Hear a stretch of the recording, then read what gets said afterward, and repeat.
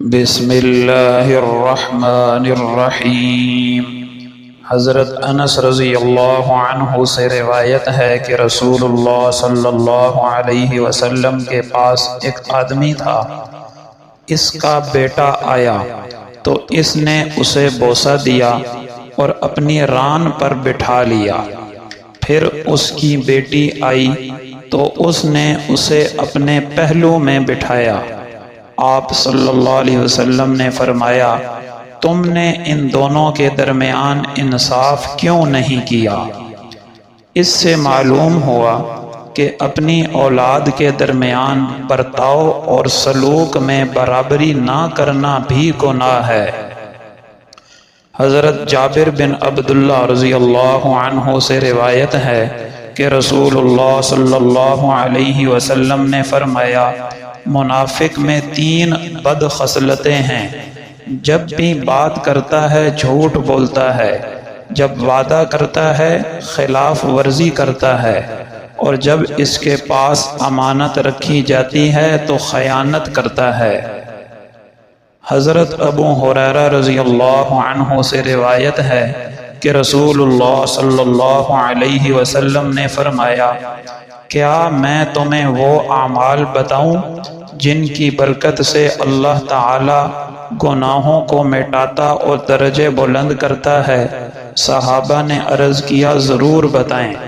آپ صلی اللہ علیہ وسلم نے فرمایا، تکلیف اور ناگواری کے باوجود پوری طرح کامل وضو کرنا، یعنی جب بیماری یا سردی وغیرہ کی وجہ سے وضو کرنا مشکل معلوم ہو رہا ہو، اس وقت مکمل اور سنت کے مطابق وضو کرنا۔ مسجدوں کی طرف زیادہ قدم اٹھانا، یعنی بکثرت مسجد میں جانا، اور ایک نماز کے بعد دوسری نماز کا انتظار کرنا۔ حضرت ابو سعید خدری رضی اللہ عنہ سے روایت ہے کہ رسول اکرم صلی اللہ علیہ وسلم نے فرمایا، مؤذن کی آواز جہاں تک پہنچتی ہے وہاں تک جو جن اور جو انسان اور جو چیز بھی اس کی آواز سنتی ہے وہ قیامت کے دن ضرور اس کے حق میں شہادت دے گی۔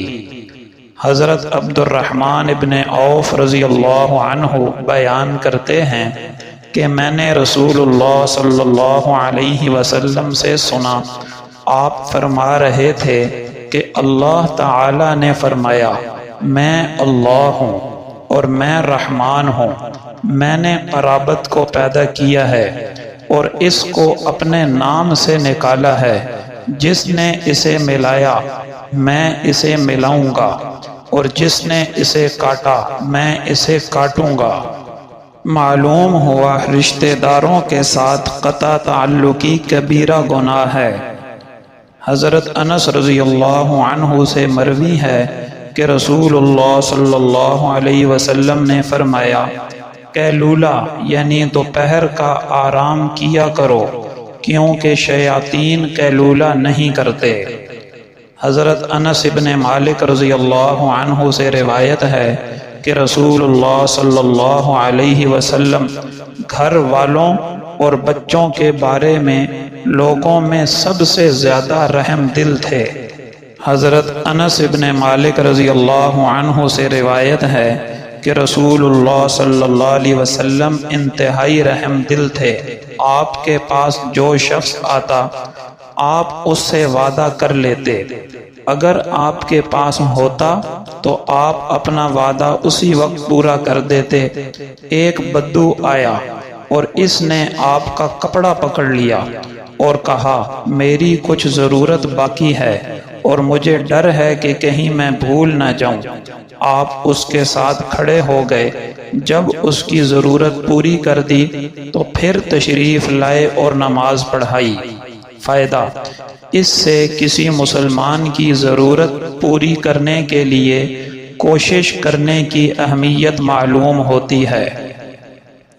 حضرت ابو سعید خدری رضی اللہ عنہ سے روایت ہے کہ انہوں نے رسول اللہ صلی اللہ علیہ وسلم سے سنا، آپ فرماتے تھے کہ جب بندہ اسلام قبول کر لیتا ہے اور اس کا اسلام اچھا ہوتا ہے، یعنی اس کا ظاہر و باطن اللہ کی فرما برداری سے مزین ہو جائے، تو جو برائیاں اس نے پہلے کی ہوتی ہیں اللہ اسلام کی برکت سے ان سب کو معاف کر دیتا ہے، اور اس کے بعد اس کی نیکیوں اور بدیوں کا حساب یہ رہتا ہے کہ ایک نیکی پر 10 گنا سے لے کر 700 گنا تک ثواب دیا جاتا ہے، اور برائی کرنے پر وہ اسی ایک برائی کی سزا کا مستحق ہوتا ہے، الا یہ کہ اللہ تعالیٰ اس سے بھی درگزر فرمائے اور معاف ہی فرما دے۔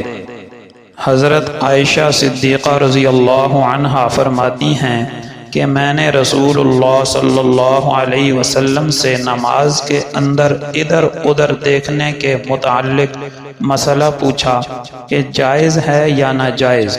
آپ صلی اللہ علیہ وسلم نے فرمایا، اس کو یوں سمجھو جیسے کوئی شکاری جانور کسی کا گوشت نوچ کر لے جائے، اسی طرح شیطان بھی بندے کی نماز کا کوئی حصہ نوچ کر لے جاتا ہے۔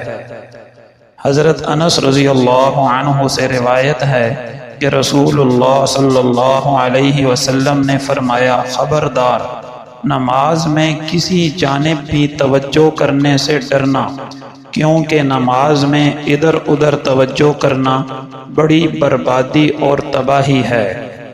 حضرت ابو ہریرہ رضی اللہ عنہ سے روایت ہے کہ رسول اللہ صلی اللہ علیہ وسلم نے فرمایا، اگر لوگ اذان اور پہلی صف کی فضیلت جان لیں تو اس کو پانے کے لیے ان کو قرعہ اندازی ہی کرنا پڑے، یعنی اس فضیلت کے حصول کے لیے اگر لوگ جھگڑا کرنے لگیں تو پھر قرعہ ڈالنا پڑے گا۔ اگر نماز کو اول وقت پڑھنے کا ثواب سمجھ لیں تو پھر دوڑ کر آئیں، اور اگر صبح اور عشاء کی جماعت میں شریک ہونے کی فضیلت جان لیں تو ان دونوں وقتوں میں ضرور شریک ہوں، چاہے گھسٹ گھسٹ کر شریک ہونا پڑے۔ حضرت ابو ہریرہ رضی اللہ عنہ سے روایت ہے کہ رسول اللہ صلی اللہ علیہ وسلم نے فرمایا، 7 ہلاک کرنے والی باتوں سے بچو۔ پوچھا گیا، یا رسول اللہ وہ کون سی ہیں؟ آپ صلی اللہ علیہ وسلم نے فرمایا، اللہ کے ساتھ کسی کو شریک ٹھہرانا، جادو کرنا، اللہ کی حرام کردہ جان کو قتل کرنا مگر حق کے ساتھ، یتیم کا مال ہڑپ کرنا، سود کھانا، لڑائی کے دوران میدان جنگ سے بھاگنا، پاک دامن بھولی بھالی عورت پر تہمت لگانا۔